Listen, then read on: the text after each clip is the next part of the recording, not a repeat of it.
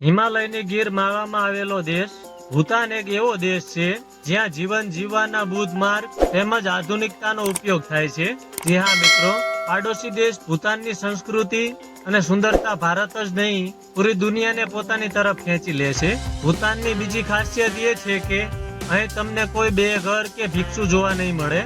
આ દેશમાં સરકાર તમામ લોકોને રહેવા માટે ઘર અને ખાવા માટે ભોજનની ગેરંટી આપે છે. એટલા માટે જ આ દેશમાં કોઈ વ્યક્તિ ભૂખ્યો નથી સૂતો. અહીંના લોકો સામાન્ય રીતે સુખી જીવન જીવે છે. આ દેશની સૌથી મોટી ખાસિયત એ છે કે અહીં સારવાર પણ બિલકુલ મફત થાય છે. પરંપરાગત અને શાસ્ત્રીય દવાઓ બંને અહીંયા સામાન્ય છે. દવાઓનો ખર્ચ પણ સરકાર ઉઠાવે છે. અહીં કોઈ ભૂખ્યું નથી રહેતું. એક દરજ્જે આ બાબતમાં આ દેશ રશિયાનો સૌથી ખુશ દેશ છે. ભૂતાન સરકારની દરેકની મફત સારવાર અને આરોગ્ય ખર્ચ આવકારી લે છે. તેની ગણતરી વિશ્વના સૌથી સુખી દેશમાં થાય છે.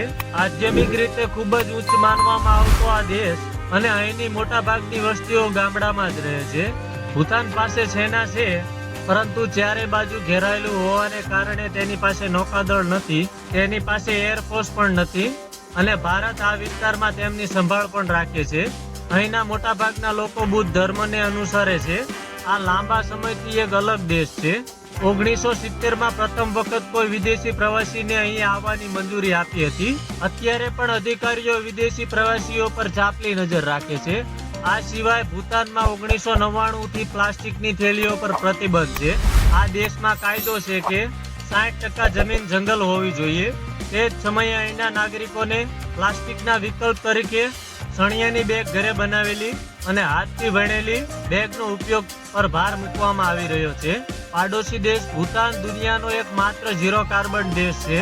તેનો અર્થ એ છે કે આ દેશ જેટલો કાર્બન ડાયોક્સાઇડ ઉત્પન્ન કરે છે તેટલો તો તે શોષી પણ લે છે. એમ કહી શકાય કે જો દુનિયાએ કાર્બન ઉત્સર્જન ઘટાડવાનું શીખ્યું હોય તો તેણે ભૂતાન પાસેથી શીખવું જોઈએ. તો મિત્રો, આ હતી ભૂતાન દેશની માહિતી. તમે આના વિશે જાણતા કે નહીં તે કમેન્ટ જરૂર કરજો. આવા જ વિડીયો જોવા માટે અમારી સાથે જોડાયા રહો. વિડીયો પસંદ આવ્યો તો વિડીયોને લાઈક, શેર અને સબસ્ક્રાઇબ કરો.